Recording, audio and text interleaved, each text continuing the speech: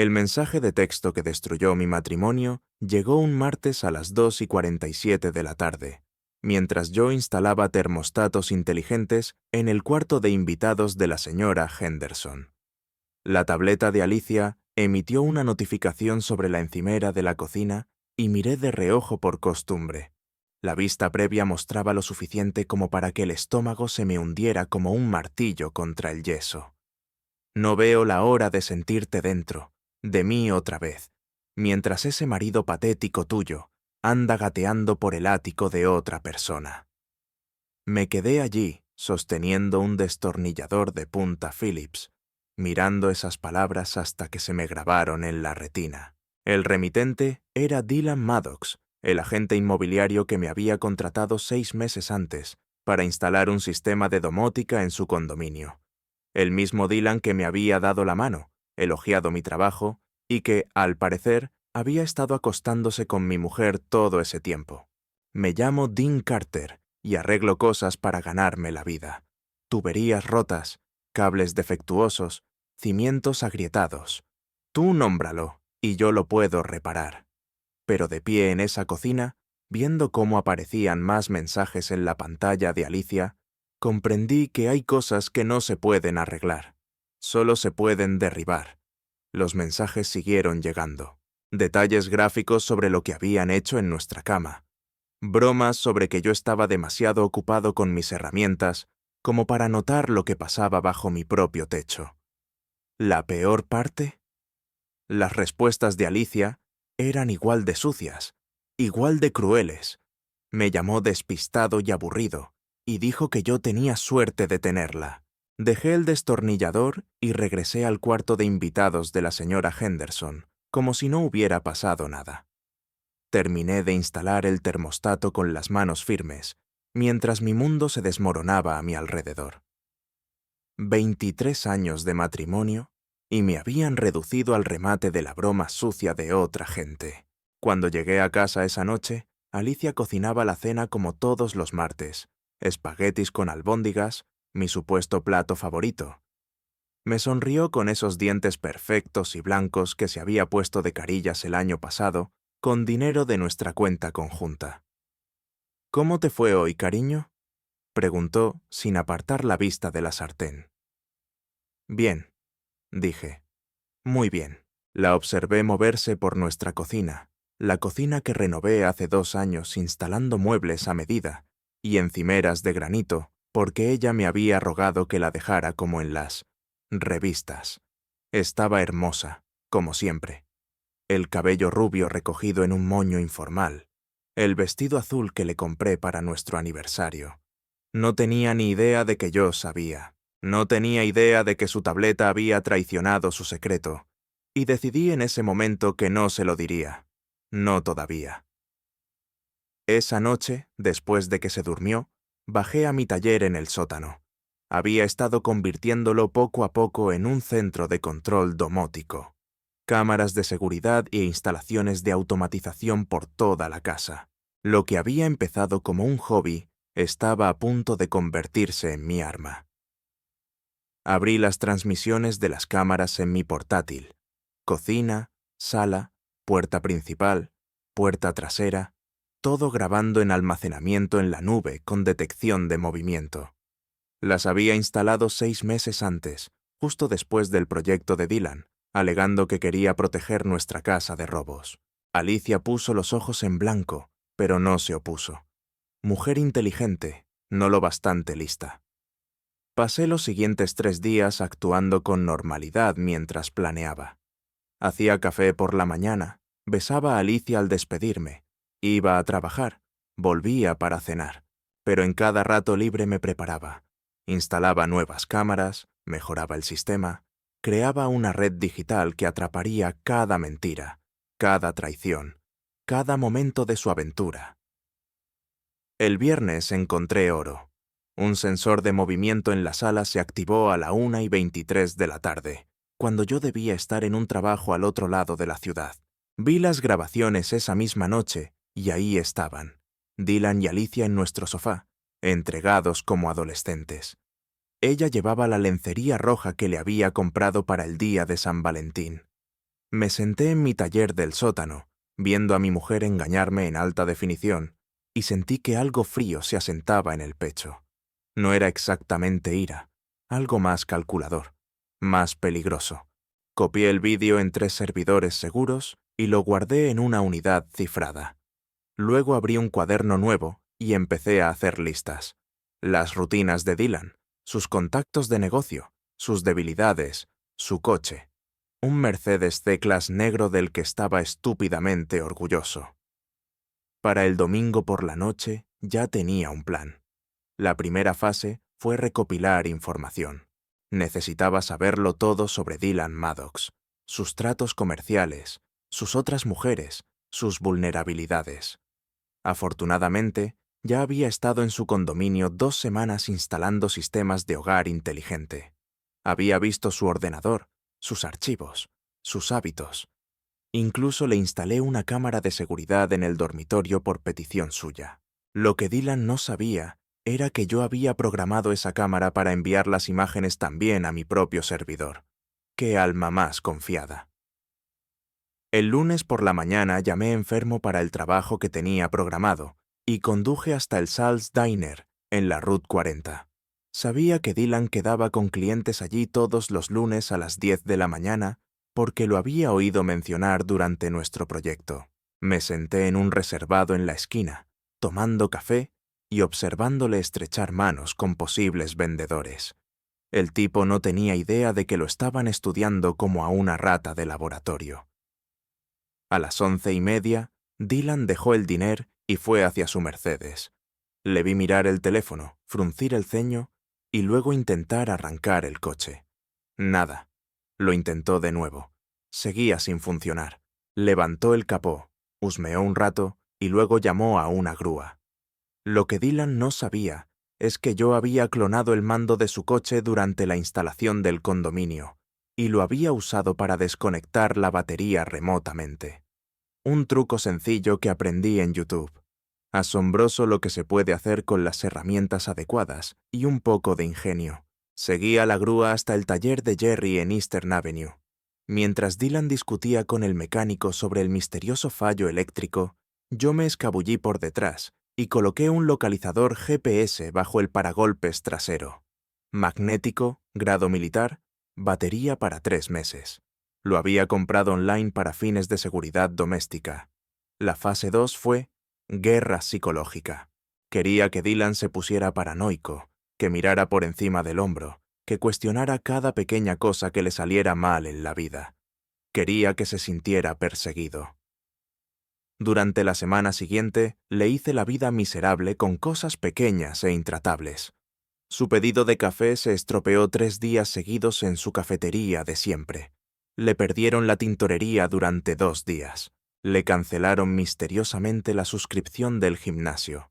Su plaza de parking favorita en el centro siempre estaba ocupada por otro coche. Lo observaba a través de las cámaras y lo vi enfadarse un poco más cada día. Empezó a mirar a su alrededor con suspicacia, a consultar el móvil constantemente, a sobresaltarse por las sombras. Perfecto. Mientras tanto, en casa, Alicia se volvía más osada. Empezó a hacer recados a media tarde. Volvía con el pelo lleno de polvo y con el olor a colonia de otro hombre. Se duchaba al instante, tarareando pequeñas canciones como si estuviera embriagada de secretos. Yo hacía de marido fiel. Le preparaba sus platos favoritos, preguntaba por su día, le decía que la quería. Y cada noche repasaba las grabaciones de las cámaras y añadía nuevos detalles a mi expediente sobre su aventura. Se veían en un motel barato en la Route 1 todos los martes y jueves. Habían estado en nuestra casa al menos una docena de veces. Dylan había usado nuestro dormitorio, nuestra ducha, había comido cosas del frigorífico. La audacia era sobrecogedora, pero lo que de verdad me hirió fue el audio que capté desde la sala. Alicia, riéndose con Dylan, decía que Dean nunca lo descubriría porque está demasiado liado con sus pequeños proyectos. Dylan bromeaba sobre que yo, prácticamente, les hacía el trabajo instalando sistemas de seguridad por todas partes. «Es tan confiado», dijo Alicia con la voz empapada de desprecio. A veces creo que está orgulloso de lo ingenuo que es. Aquella noche me quedé en el taller hasta las 3 de la madrugada, añadiendo elementos a mi plan. Pensaban que yo era tonto. Iban a aprender lo listo que puede ser un simple contratista cuando se le empuja demasiado. Empecé por el negocio de Dylan. Los agentes inmobiliarios dependen de su reputación, y la de Dylan estaba a punto de recibir un golpe serio. Había estado mirando su ordenador gracias al acceso trasero que instalé durante la puesta del sistema de seguridad. El tipo era descuidado con sus archivos, todo en carpetas accesibles. Encontré lo que buscaba un miércoles por la mañana: fotos de anuncios retocadas con Photoshop. Dylan alteraba digitalmente imágenes para ocultar daños en las propiedades. Hacía que los pisos parecieran más grandes e incluso añadía comodidades falsas en algunos anuncios. Fraude, llano y claro. Documenté todo. Capturas de pantalla. Guardé archivos en múltiples discos. Luego envié copias anónimas a la Comisión Inmobiliaria de Maryland, al Better Business Bureau y a 3 emisoras locales. Usé una VPN y una cuenta de correo cifrada que configuré solo para esto. En 48 horas, el teléfono de Dylan no paraba de sonar. Clientes enfadados, investigadores, periodistas. Su licencia profesional fue suspendida mientras investigaban.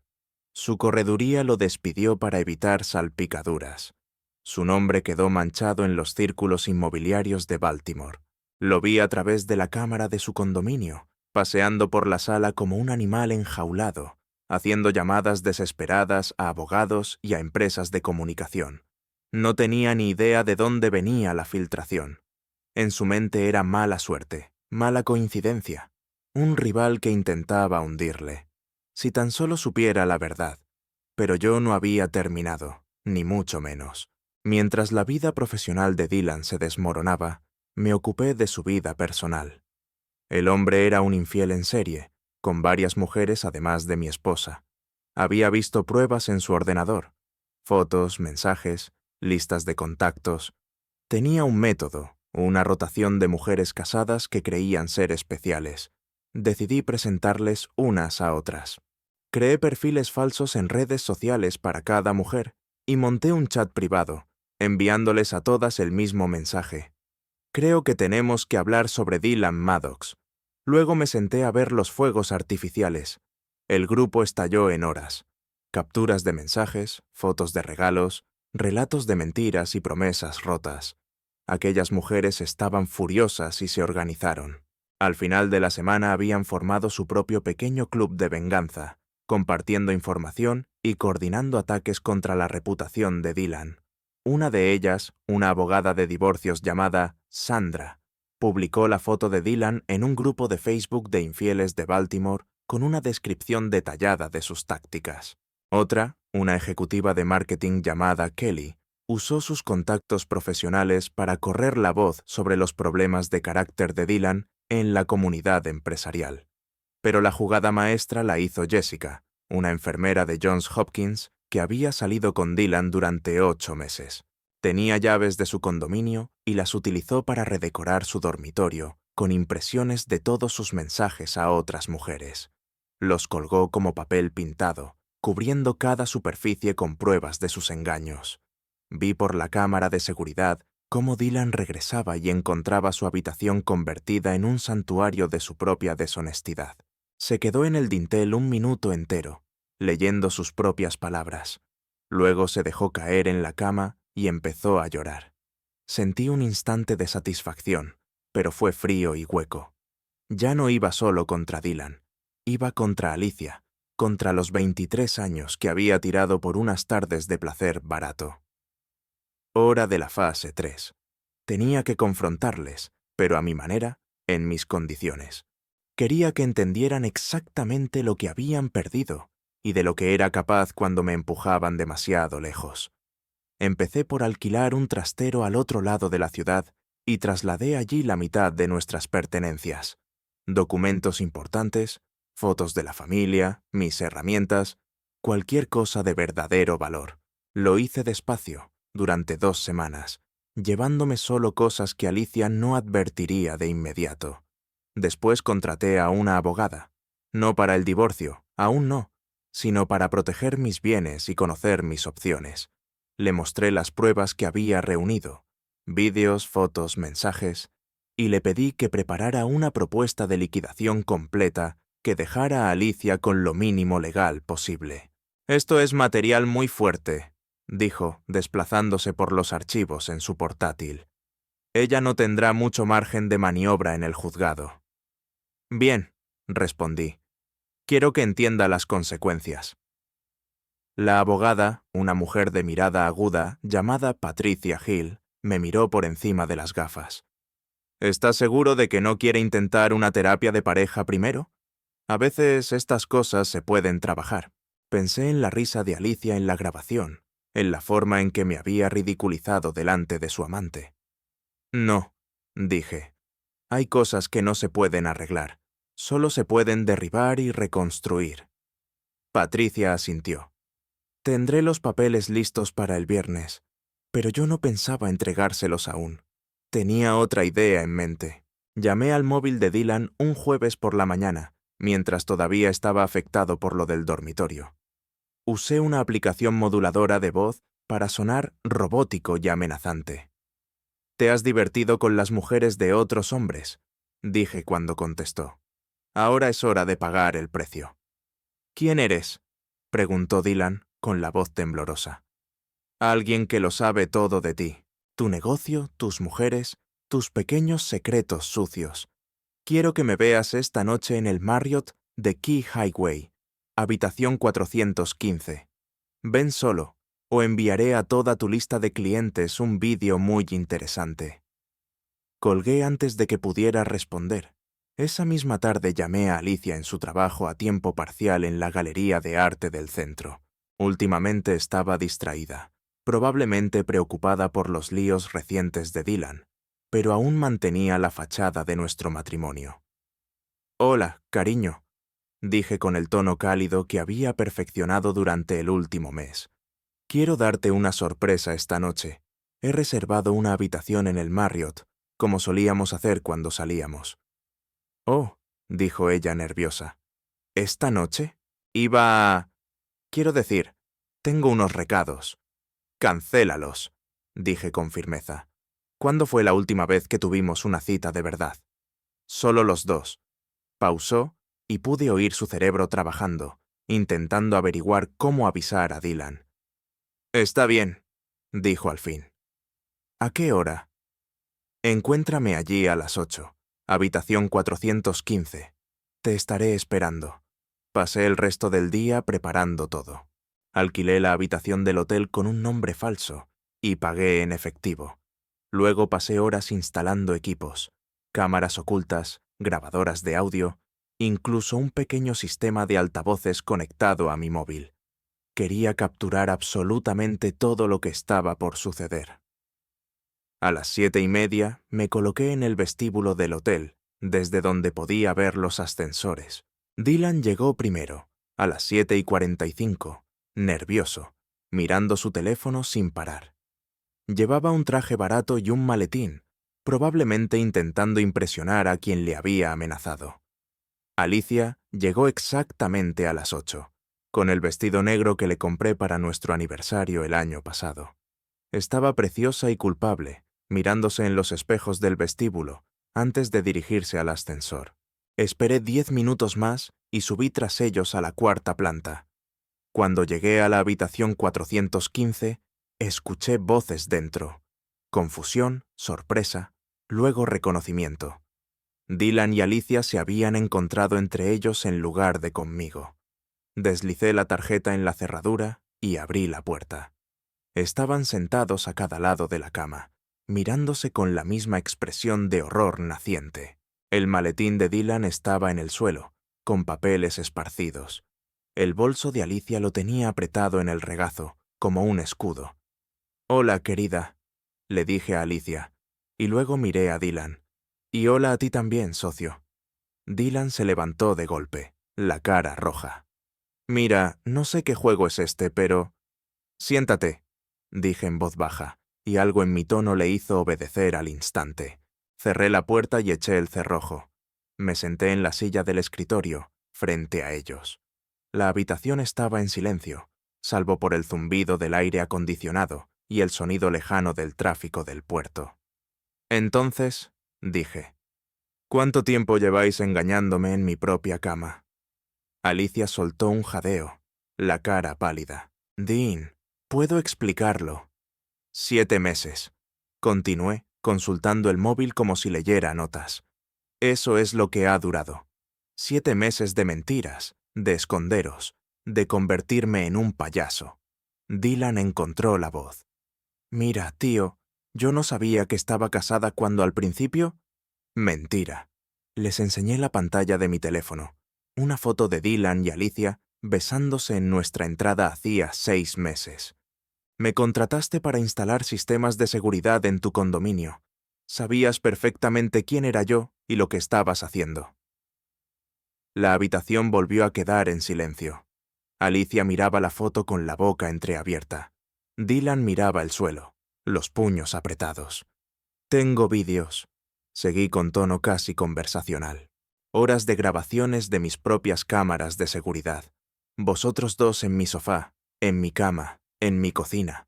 Grabaciones de audio de cómo os reíais de lo estúpido que soy. Capturas de cada mensaje asqueroso que os habéis mandado. Me levanté y me acerqué a la ventana, contemplando el puerto de Baltimore. ¿Sabéis lo gracioso? Que yo te respetaba, Dylan. Pensaba que eras un hombre de negocios exitoso, alguien de quien podía aprender. Y tú, Alicia, me giré hacia ella. Pensaba que eras el amor de mi vida. Dean, por favor, dijo Alicia, con lágrimas empezando a caerle por las mejillas. No debía haber pasado así. Nunca quise hacerte daño. Pero lo hiciste, dije. Destruiste nuestro matrimonio, nuestra confianza, nuestro futuro. Me convertiste en el hazmerreír en mi propia casa. Dylan se puso de pie otra vez, tratando de salvar algo de dignidad. Mira, dijo, las emociones están a flor de piel en estas situaciones. Quizá podamos arreglarlo, hombre a hombre. Me reí, y no fue una risa agradable. ¿Hombre a hombre? ¿Quieres hablar hombre a hombre? Saqué el móvil y lo conecté al sistema de altavoces de la habitación. Reproduje una de las grabaciones que había capturado en la sala. La voz de Alicia llenó la habitación. A veces pienso en dejarlo, pero luego recuerdo cuánto dinero gana. Quiero decir, es un aburrido total, pero paga todo. La casa, los coches, mis tarjetas de crédito. Sería una tontería renunciar a eso. La voz de Dylan. Siempre puedes llevarte la mitad en un divorcio. California es un estado de bienes comunitarios. Estamos en Maryland, idiota. Alicia se rió. Sí, podría conseguir un buen acuerdo si hago la carta de la esposa descuidada. Paré la grabación y los miré a los dos. Alicia lloraba abiertamente. El maquillaje le corría por las mejillas. Dylan parecía querer hundirse en el suelo. Bien, dije, sentándome de nuevo. Hablemos de las consecuencias. Pasé la hora siguiente detallando exactamente lo que sabía de ambos. El fraude en los negocios de Dylan, sus otras aventuras, sus problemas económicos, las mentiras de Alicia, sus deudas en tarjetas de crédito, sus planes de divorciarse para quedarse con mi dinero. Esto es lo que va a pasar, dije al final. Dylan, vas a desaparecer de nuestras vidas. Cambiarás de número, te mudarás a otra ciudad si hace falta, y no volverás a contactar jamás con mi mujer. Si lo haces, mandaré copias de estas grabaciones a todas las inmobiliarias de Maryland. Dylan asintió deprisa. Sí, vale, puedo hacer eso. Y tú, Alicia, me volví hacia mi mujer. Vas a hacer una maleta y dejarás la casa esta noche. Puedes irte con tu madre, con tu hermana o con quien quiera acoger. Negociaremos los términos del divorcio a través de abogados. Dean, espera, dijo ella, intentando coger mi mano. ¿No podemos hablar? He cometido un error, pero podemos arreglarlo. Podemos ir a terapia, solucionarlo juntos. Aparté la mano. Hay cosas que no se pueden arreglar, Alicia. Solo se pueden derribar. Me levanté y caminé hacia la puerta. Tenéis 15 minutos para decidir qué hacéis. Luego me voy y os apañáis solos. Me detuve con la mano en el picaporte. Ah, y una cosa más. Dylan, yo evitaría conducir ese Mercedes por un tiempo. He oído que últimamente hay problemas con incendios de coches por la zona. Los dejé allí, en la habitación del hotel, mirándose a través de los restos de su aventura. Mientras bajaba por el pasillo, oí a Alicia romper a llorar de nuevo, con más fuerza esta vez. El sonido me acompañó hasta el ascensor. Al llegar a casa me serví un whisky y me senté en el taller frente a las pantallas de las cámaras. La casa estaba vacía, exactamente como la había dejado. Por primera vez en meses, estaba solo en mi propio hogar. Debería haber sabido a victoria. En cambio, supo a pérdida. A la mañana siguiente me llamó mi abogada. «La letrada de tu mujer quiere verte», dijo Patricia. «Alega angustia emocional, posible acoso. Quiere negociar un acuerdo». «¿Qué tipo de acuerdo?», pregunté. «La mitad de todo, más pensión alimenticia», respondió ella. «Afirma que la has estado acosando, que violaste su privacidad con vigilancia ilegal». Me eché a reír. La vigilancia era de mi propia casa, instalada con su conocimiento. No había estado acosando a nadie. Solo había documentado adulterio. Eso es lo que le dije a su abogada. «Dean», me advirtió Patricia, «esto puede complicarse. ¿Estás preparado para pelear?» Pensé en los 7 meses de mentiras, de burlas, de traición. Me había estado preparando para esta pelea más tiempo del que imaginaban. Los trámites del divorcio duraron 6 meses. Alicia contrató a una abogada agresiva que intentó retratarme como un marido controlador y obsesivo que la había empujado hacia los brazos de otro. Dijeron que yo estaba inestable, que había invadido su privacidad, que representaba una amenaza para su seguridad. Pero yo tenía pruebas, vídeos, audios, registros financieros, declaraciones. Tenía constancia de cada mentira, cada traición, cada humillación. Patricia presentó todo de forma metódica, construyendo un caso que dejó las acusaciones de Alicia como desesperadas y mendaces. El juez no pareció impresionado. «Señora Carter», dijo durante la vista final, «usted admite haber mantenido una relación extramatrimonial durante 7 meses en la vivienda conyugal, haber empleado fondos matrimoniales para sostener esa relación y planear divorciarse por beneficio económico. Sus alegaciones de acoso parecen un intento de desviar la atención de su propia conducta». Al final, Alicia recibió lo mínimo que exige la ley de Maryland: un pequeño acuerdo, sin pensión alimenticia, y una orden de alejamiento que le impidió contactarme directamente. Perdió la casa, los coches y la mayor parte de nuestros ahorros. Incluso tuvo que pagar sus propias costas legales. Dylan, por su parte, se marchó de la ciudad. Lo último que supe fue que vendía seguros en Filadelfia, viviendo en un estudio y conduciendo un Honda de hace 10 años. Su carrera inmobiliaria en Maryland había terminado. Yo conservé la casa, mi negocio, mis herramientas y mi respeto propio. También guardé todas las grabaciones, almacenadas en unidades cifradas, dentro de una caja de seguridad del banco, por si cualquiera de los dos intentaba crear problemas en el futuro. Pero aprendí algo: la venganza es un plato frío que no satisface como crees. 6 meses después de que el divorcio fuera firme, estaba instalando un sistema domótico para un cliente en Towson cuando recibí una llamada de un número desconocido. Contra mi buen juicio, contesté. «Dean», era la voz de Alicia, pequeña, insegura. «No deberías ponerte en contacto conmigo», le dije. «Lo sé, lo siento. Solo quería disculparme. De verdad, no como en el juzgado». Dejé el destornillador y caminé hasta la ventana de la cocina del cliente, mirando hacia su patio trasero. «¿Disculparte por qué, exactamente?» «Por todo. Por la aventura, por las mentiras, por la forma en que te traté. por tirar nuestro matrimonio como si no significara nada. No respondí. No había nada que decir. Sé que probablemente nunca me perdones, continuó, pero necesito que sepas que me doy cuenta de lo que perdí. Tenía un buen hombre que me amaba, que cuidaba de mí, que construyó una vida para nosotros, y lo eché todo a perder por nada. Dylan no era nada, dije. Fue una elección. Lo elegiste a él sobre mí, sobre nuestro matrimonio, sobre 23 años juntos. Lo sé, y fue la peor elección que he tomado en mi vida. Colgué la llamada sin despedirme. Esa noche me senté en mi taller, ahora convertido de nuevo en lo que siempre fue, y pensé en las decisiones. Alicia había tomado la suya, Dylan había tomado la suya, y yo había tomado la mía.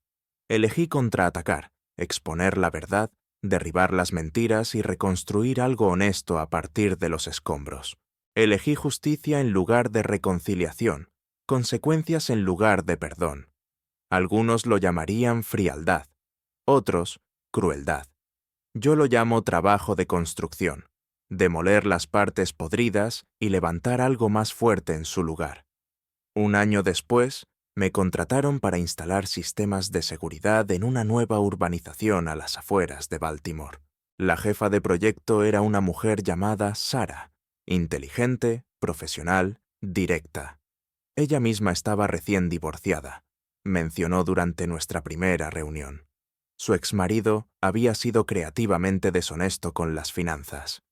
La confianza es difícil de reconstruir una vez que se rompe, dijo revisando mi propuesta de instalación. Hay cosas que no se pueden reconstruir, respondí. Solo se pueden reemplazar. Ella sonrió. Suena como alguien que habla por experiencia. La tengo, contesté. Empezamos con una relación estrictamente profesional. Sara necesitaba a alguien de confianza que manejara la seguridad de su proyecto, y yo necesitaba clientes que entendieran el valor de proteger lo que importa. Pero con el tiempo empezamos a hablar más, a compartir descansos de café, a contarnos nuestras experiencias de traición y recuperación. Sara no se parecía en nada a Alicia. Era directa donde Alicia había sido manipuladora, honesta donde Alicia había sido engañosa, independiente donde Alicia había sido calculadora. Había fundado su propia empresa constructora desde cero, después de su divorcio, negándose a que la traición definiera su futuro. Podría haber pasado años tratando de destruir a mi ex, me dijo una tarde mientras revisábamos los planos de seguridad. Pero decidí gastar esa energía en construir algo mejor. Enfoques distintos, dije. Yo necesitaba derribar antes de poder levantar. ¿Y ayudó? Preguntó. ¿El derribo? Pensé en la llamada de Alicia, en la carrera arruinada de Dylan, en los meses de planificación y ejecución que consumieron mi vida. Me ayudó a entender de lo que era capaz, pero no curó lo roto. Sara asintió. Eso es lo que pasa con la venganza. Es como una cirugía, a veces necesaria, pero siempre deja cicatrices. Cuando terminé la instalación, Sara y yo habíamos pasado de la cortesía profesional a una amistad genuina. Ella valoraba mi atención al detalle, mi compromiso con la calidad, mi habilidad para resolver problemas complejos. Yo valoraba su honestidad, su fortaleza, su negativa a dejar que las traiciones del pasado envenenaran sus decisiones presentes. Llevamos 8 meses juntos ahora. No estamos casados, no corremos, solo construimos algo real y honesto, día a día. Sara sabe lo de Alicia y Dylan, sabe lo de las grabaciones, sabe lo de la destrucción sistemática de sus mentiras. No me juzga por ello, pero tampoco lo celebra.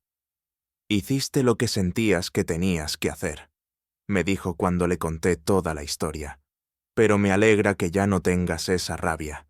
Y tiene razón. La rabia se fue, reemplazada por algo más sereno, pero igual de fuerte.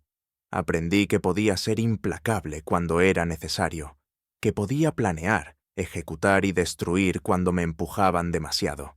Pero también aprendí que la destrucción, aunque justificada, es un trabajo agotador. Construir es mejor. Construir requiere esperanza, fe en el futuro, creer que algo bueno puede salir de un esfuerzo honesto.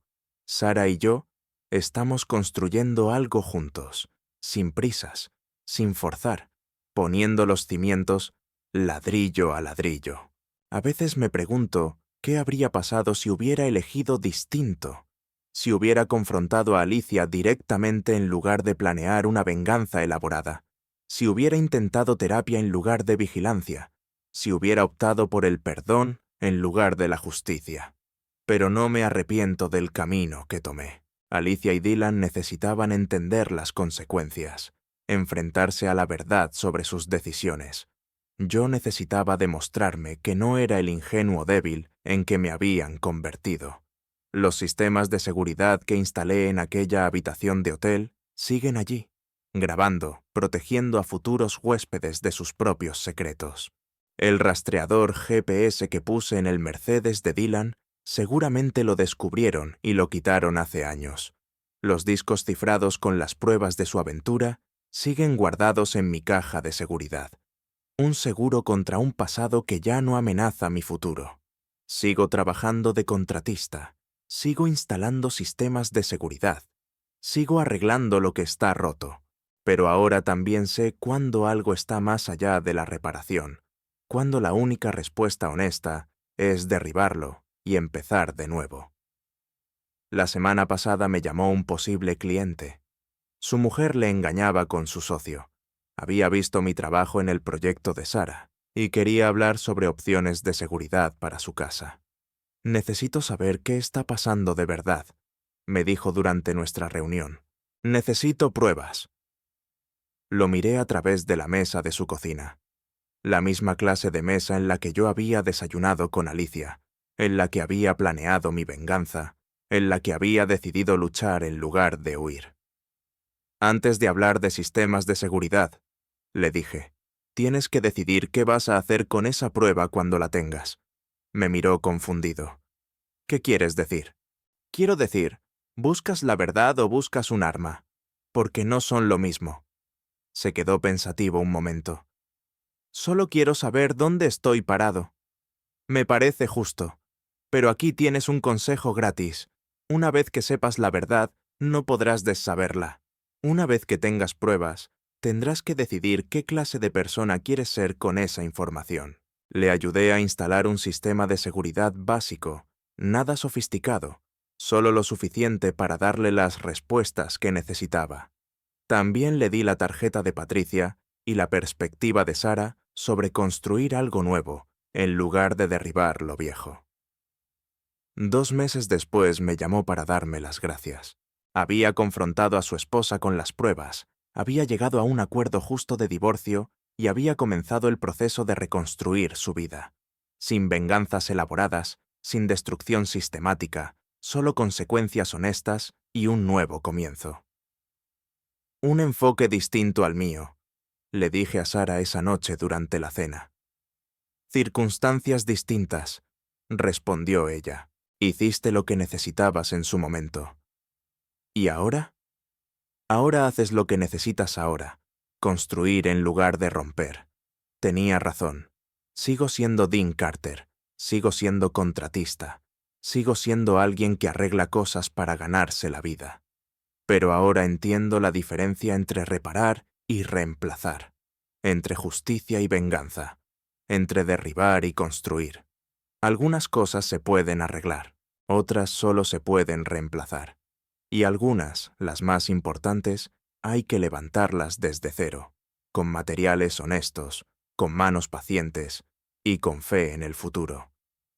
Las cámaras de seguridad de nuestra casa siguen grabándolo todo. Siguen almacenando imágenes en discos cifrados, pero ahora protegen algo que merece ser protegido, algo construido sobre la verdad en lugar de la mentira, algo que no necesita esconderse en las sombras. Duermo mejor ahora. Sueño menos con habitaciones de hotel, con grabaciones, con la risa de mi esposa resonando en pasillos vacíos.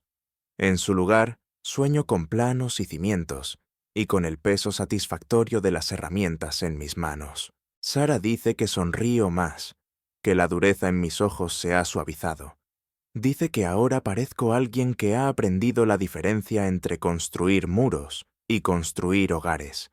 Y también tiene razón en eso. Pasé meses aprendiendo a derribar cosas, a exponer secretos, a destruir mentiras y a dejar a mis enemigos con los escombros de sus propias decisiones. Fue un trabajo necesario, importante, pero nunca iba a ser suficiente. El verdadero trabajo, el que de verdad importa, es lo que viene después, la construcción lenta y paciente de algo honesto, fuerte y digno de proteger.